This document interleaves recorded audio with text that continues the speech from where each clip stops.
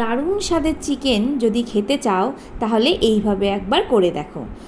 প্রথমেই বাজার থেকে ইচ্ছা মতো বা পছন্দ মতো মাংস পিস করে নিয়ে এসো। ভালো করে ধুয়ে জল ঝরিয়ে নাও। আমার এখানে 1 কেজি 200 মাংস রয়েছে। এবার ম্যারিনেশনের পালা।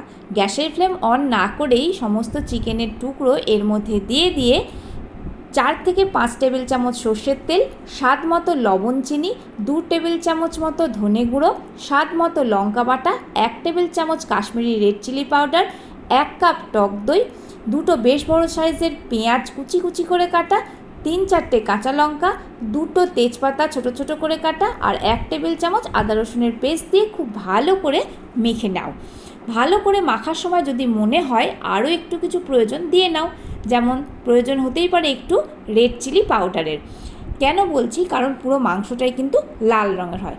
ভালো করে যখন মাখানো হয়ে গেল তখন এর মধ্যে ওপর থেকে আরও 1 থেকে 1.5 টেবিল চামচ সর্ষের তেল দিয়ে ব্রাশ করার মতো ওপরটা নিয়ে মানে একটু থপথপ করে লাগিয়ে ওপরে ঢাকনা দিয়ে দাও। 2 ঘন্টা ম্যারিনেশনে রাখো, খুব দরকার ম্যারিনেশন রাখা।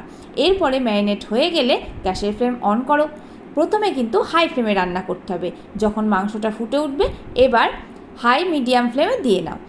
এবার মাংসটা নাড়তে শুরু করো। মিনিট 10 ভালো করে নাড়তে থাকো আর ঢাকা দিয়ে নাড়ো, যাতে সমস্ত রান্নাটা খুব তাড়াতাড়ি হয়ে যায়। দেখতে পাচ্ছ এখানে চিকেন থেকে কতটা জল বেরিয়েছে। এই জলেই কিন্তু চিকেনটা মোটামুটি সিদ্ধ হয়ে যাবে। বাইরে থেকে পরে অল্প একটু জল দিলেই হবে।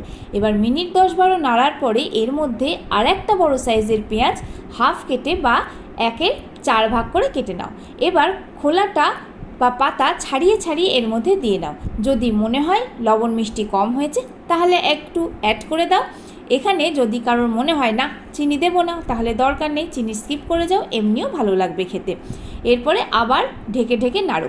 যখন দেখবে মাংসটা প্রায় সেদ্ধ হয়ে গিয়েছে আর মাংসের মশলাগুলো বেশ শুকনো শুকনো হয়েছে, তখনই এর মধ্যে 1 কাপ মতো জল ঢেলে দাও।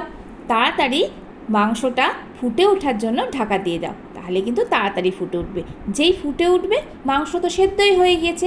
এবার এর মধ্যে 1/4 চা চামচ গরম মশলা আর হাফ চা চামচ গোলমরিচের গুঁড়ো দিয়ে দাও।